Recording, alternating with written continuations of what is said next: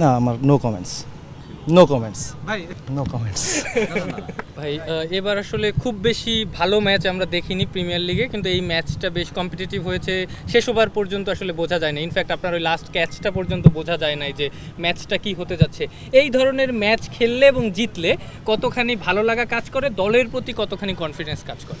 না, কনফিডেন্স তো অবশ্যই কাজ করে এবং বিশেষ করে ভালো লাগা তো কাজ করবে যখন আপনি সারাদিন কষ্ট করবেন এই গরমের মধ্যে, যখন আপনি 250 রান ডিফেন্ড করবেন, অবশ্যই ভালো লাগে।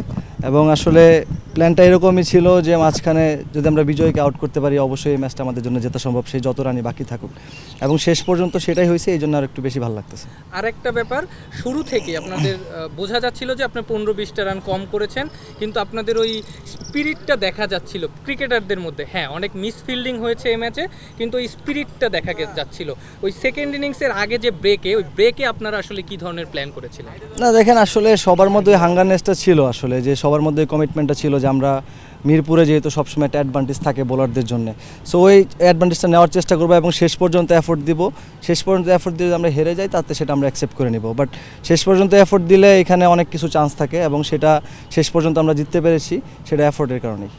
দুইটা আউট নিয়ে অপোনেন্টের একটা ক্ষোভ দেখা গেছে, আপনি মাঠে ছিলেন, আসলে আপনার কাছে কি মনে হচ্ছে দুটো বল? না, আমার নো কমেন্টস, আপনার তো দুইটা জিসানের আউটটা ছিল, নো কমেন্টস। ভাই আপনারা কি এখন কমেন্ট করতে মানে যেটা হচ্ছে সত্য ম্যাচে ঘটেছে, এটা বাজে কোনো মন্তব্য না? এটা আসলে আমার হাতে নাই, আসলে সেটা আমি বলতে পারবো না। ভাই বলছিলেন যে বিজয়কে আউট করার ব্যাপার, এই থ্রুআউট দ্য সিজন অথবা 50টা সেঞ্চুরি, মানে বিজয়কে নিয়ে যদি বলতেন তার এই ঘরোয়া ক্রিকেটে তার যে না, কনসিস্টেন্ট রান করতেছে, প্রিমিয়ার লিগে তো কনসিস্টেন্ট রান করে, প্রত্যেক বছর রান করে, সো এটা তো একটা ওদের টিমের জন্য অ্যাডভান্টেজ যে এক পাশ থেকেও খেলা ধরে রাখে সবসময়, এবং অপোনেন্ট টিমের জন্য এটা একটা সহজ প্ল্যানও বলতে পারেন যে বিজয়কে আউট করতে পারলে আপনার জন্য খেলাটা সহজ হবে। সো শেষ পর্যন্ত ওর সেঞ্চুরি করছে, বাট অবশ্যই ক্রেডিট তাকে দিতে হবে, শেষ পর্যন্ত খেলছে এবং আলটিমেটলি আমরা জিততে পারছি, এই জন্য আমরা খুশি। দুইজন প্লেয়ার আপনাদের এইবারে খুবই দারুণ ভূমিকা রেখেছে। Rakibul highest wicket taker, Parvez Emon প্রায় প্রতিদিনই তিনি রান করছেন। পাশাপাশি আপনাদের ম্যাচে একটা জিনিস দেখা যায় যে পারভেজ ইমনের পাশাপাশি প্রতিদিনই কেউ না কেউ আপনাদেরকে ওই সাপোর্টটা দেন, আজকে যেমন শাহরিয়ার কমলটা দিয়েছেন। আপনাদের টিমের প্ল্যানটা আসলে এই সব ক্ষেত্রে কেমন থাকে? না দেখেন, আসলে টিম লাইক আপনার আবাহনী, মোহামেডান, এই টিমগুলোতে সবসময় আপনি যখন খেলবেন একটা প্রেশার আপনার মধ্যে কাজ করবে, বিশেষ করে নতুন যারা আসে।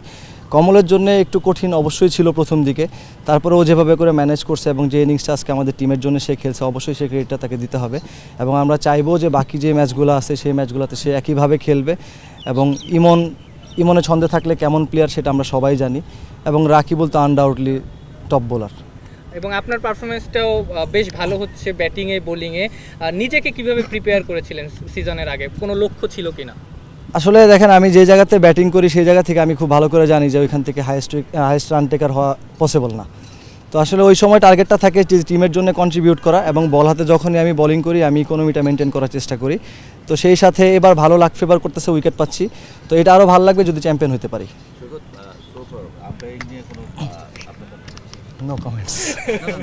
না না, একটা ব্যাড আর গুড যে কোনো একটা থাকে। অ্যাজ এ ক্রিকেটার যখন চারদিকে এত কথাবার্তা হয়, আপনার নিশ্চয়ই একটা মানে স্যাটিসফ্যাকশনের জায়গা আছে, সুতরাং আপনি বলতেই পারেন। না, স্যাটিসফ্যাকশনের জায়গা না, আপনি দেখেন যে অনেক সময় কিছু ভুল আপনার ফরে ভালোর জন্য আসবে, কিছু আপনার খারাপের জন্য যাবে। যখন আপনার জন্য আসবে না সেটা আপনার কাছে খারাপ লাগবে, তো সেই খারাপটা লাগে।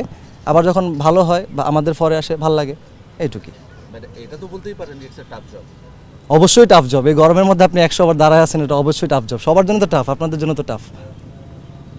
থ্যাংক ইউ ভাই। সে সামথিং অ্যাবাউট আবাহনী, মানে চ্যাম্পিয়নশিপের দিকে যাচ্ছে। চ্যাম্পিয়নশিপের দিকে যাচ্ছি, আসলে সোফার আমাদের যে আলটিমেট টার্গেট সেটা অ্যাচিভ করতে পারলে তো খুবই ভালো লাগবে। এবং মানে সবাই তো এটাই আশা করে যে আবাহনী মোহামেডানের মতো টিমগুলোতে যারা খেলে তারা চ্যাম্পিয়ন হতে চায়।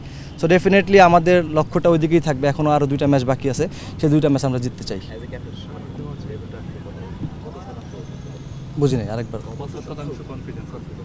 কনফিডেন্স তো দেখেন, আপনি যদি জিততে থাকেন আপনি তো অবশ্যই কনফিডেন্ট থাকবেন। জিততেছি, কনফিডেন্স আছে, ভালো লাগতেছে, সব কিছু ভালো চলতেছে, ইনশাল্লাহ দোয়া করবেন। জাস্ট একটা প্রশ্ন করি তাহলে, লিগ শুরুর আগে একদম ধরেন 2 মাস আগে আপনি যখন টিম বানিয়েছেন আবাহনীর, তখন কি চিন্তা করেছেন যে লিগ শুরুর 2 ম্যাচ বাকি থাকতে আপনি চ্যাম্পিয়ন রেসে থাকবেন?